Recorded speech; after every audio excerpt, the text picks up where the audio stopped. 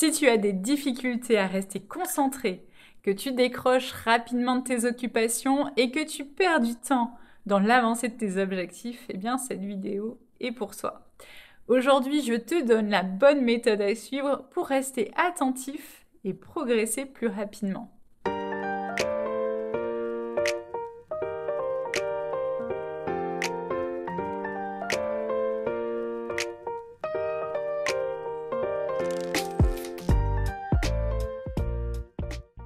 Bonjour, mon nom est Mélodie Lannoy, je suis conseillère en images certifiée et coach en confiance en soi. Ma vocation est d'aider mes clients, particuliers ou professionnels, à valoriser leur image et atteindre leurs objectifs en décuplant leur potentiel. Et aujourd'hui, j'aimerais t'aider à améliorer ta capacité de concentration grâce à une méthode efficace à suivre au quotidien. Cette méthode est basée sur 8 étapes à suivre. J'ai abordé les 4 premières dans une première vidéo qui vient tout juste de s'afficher. Et si tu ne l'as pas encore regardée, je t'invite à aller jeter un œil tout de suite pour mieux comprendre la suite de cette vidéo et maximiser tes chances d'être plus concentré. Et par la même occasion, pour ne rater aucune de mes vidéos, je t'invite tout simplement à t'abonner à ma chaîne et à activer la petite cloche pour recevoir en priorité les prochaines. On continue avec ma 5e astuce par rapport à la première vidéo, celle d'alterner repas et digestion. Donc, dans la première vidéo, justement, on avait compris qu'il n'était pas possible de se concentrer de façon soutenue indéfiniment. Et si tu cherches à faire cela, tu vas tout simplement t'épuiser. Ta capacité de mémorisation et tes capacités cognitives baisseront. Et quand tu penses avoir travaillé 3 heures de suite en étant ultra productif, il y a fort à parier que tu as en réalité jeté un œil ou deux à ton téléphone sans même t'en être rendu compte. Donc ce que je te propose ici, c'est de travailler par session de 20 minutes afin de rendre cette diète digitale possible et acceptable. Décide de la tâche à effectuer, règle ton minuteur sur 20 minutes, c'est parti, lance-toi, puis accorde-toi une pause de 5 minutes. Enchaîne 3 ou 4 sessions de travail au maximum comme ça, puis savoure une pause plus longue de 15 à 20 minutes. La méthode de travail que je te propose ici est basée sur la méthode Pomodoro que tu connais peut-être déjà. Elle est efficace car elle permet de créer une tension temporelle qui force à la concentration sur 20 à 25 minutes et permet de rééduquer ton cerveau à travailler sur une seule tâche à la fois.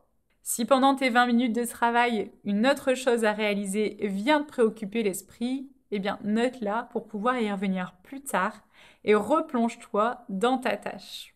Dans le même temps, à chaque fois que tes pensées dérivent, inscris un trait sur une feuille. Et chaque jour, inscris la date et comptabilise avec honnêteté le nombre de dispersions, le nombre de petits traits que tu as mis sur ta feuille. Ce chiffre devrait naturellement baisser de jour en jour car tu seras en compétition avec toi-même en vue d'améliorer ta propre capacité de concentration. Passons maintenant à la 6e astuce qui consiste à t'accorder du temps pour digérer la part de gâteau au chocolat que tu as mangé lors de la première vidéo. Car sans cette phase de digestion, tu ne pourras pas en manger à nouveau sans te sentir nauséeux. Donc pour digérer comme pour apprendre, ces 2 modes alternatifs sont essentiels. Jusqu'à présent, c'est vrai que nous avons parlé du mode focalisé de la pensée, celui qui permet d'être concentré sur une tâche et de mobiliser toute ton énergie mentale à sa réalisation.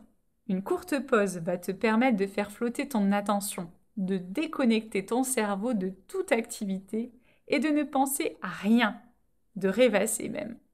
En neurosciences, on parle d'activation du réseau du mode par défaut, ou plus communément du mode diffus, de la pensée. Donc prendre des pauses permet au cerveau de mieux mémoriser, d'avoir une vision globale et d'opérer des rapprochements analogiques totalement inédits en faisant émerger ta créativité.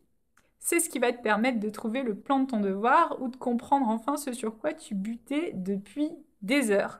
De plus, le cerveau fonctionne avec un système de récompense. À chaque fois que tu parviens à te concentrer sans discontinuer pendant le laps de temps que tu t'es fixé, accorde-toi une pause, une sorte de récompense. Et pendant cette pause, n'hésite pas à faire quelque chose qui sort un peu de l'ordinaire et qui te fait réellement plaisir. Naturellement, ton cerveau fera l'association entre la concentration et la récompense qui en découle. Passons maintenant à ma 7e astuce, celle d'organiser intelligemment ta journée. Par exemple, communément entre 10h et 11h, puis entre 16h et 19h, les capacités intellectuelles seraient les meilleures. L'esprit connaît un fort pic d'attention. C'est le bon moment pour engager des tâches à haut rendement. Par contre, le moment le moins propice aux efforts intellectuels et de concentration se trouve après le repas. Pourquoi? Tout simplement parce que la digestion de ce gros gâteau au chocolat réclame énormément d'énergie. Et pour compenser cette fatigue passagère, il est conseillé de se consacrer à ce moment-là plutôt à des tâches distrayantes et à des interactions plutôt que de se lancer dans des tâches complexes. À partir de 19h, c'est pareil, l'activité cérébrale et l'attention diminuent. Donc il est important de respecter un moment de détente, de t'offrir un sas de décompression avant d'éventuellement retravailler ou pourquoi pas de passer à des activités familiales. Passons maintenant à la 8e astuce, celle d'avoir une hygiène de vie adaptée. Donc pour être dans de bonnes conditions et pouvoir plus facilement te concentrer, il faudra également faire en sorte de dormir correctement, manger sainement, pratiquer une activité physique régulière. C'est vrai que ça peut paraître bête, mais ce sont des prérequis pour pouvoir être attentif. L'organisme peut encaisser sur une petite durée des dérèglements, mais il a besoin de stabilité au quotidien pour libérer toutes ses capacités. Une autre chose simple, mais loin d'être simpliste, consiste à respirer. C'est vrai qu'on a l'impression de savoir respirer parce que c'est une activité naturelle et simple en apparence, mais bien souvent, nous respirons mal et peu. Donc prendre le temps de respirer va te permettre d'oxygéner ton cerveau, d'activer le mode diffus de la pensée dont on a parlé juste avant, et de mieux gérer le stress. Car un cerveau stressé, il est incapable de se concentrer. Donc n'hésite pas à te servir quotidiennement des applications gratuites de cohérence cardiaque pour te sentir mieux. J'en ai déjà parlé dans d'autres vidéos. Pour clore cette vidéo, voici un exercice simple pour améliorer ta concentration. Je te propose de commencer par chronométrer ton temps effectif de concentration lorsque tu réalises une tâche importante à faire. Combien de temps peux-tu rester attentionné et concentré sans être distrait par un email, une notification ou un message?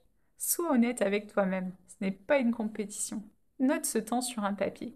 Et une fois que tu as ce temps moyen en tête ou noté, essaye de te dépasser.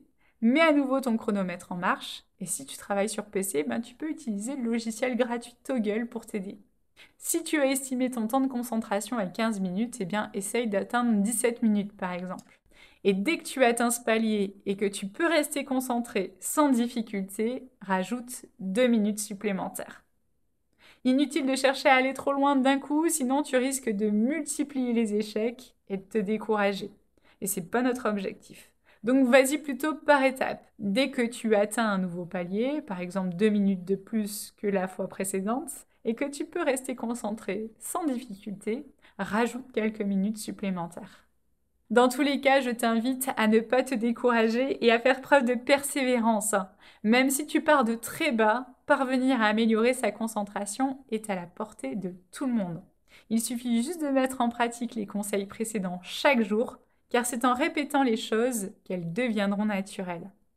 Merci pour ton écoute. N'hésite pas à liker cette vidéo si elle t'a plu et que tu as appris des choses. N'hésite pas non plus à partager tes propres astuces concentration en commentaire. Et comme d'habitude, je te dis à dans 2 semaines.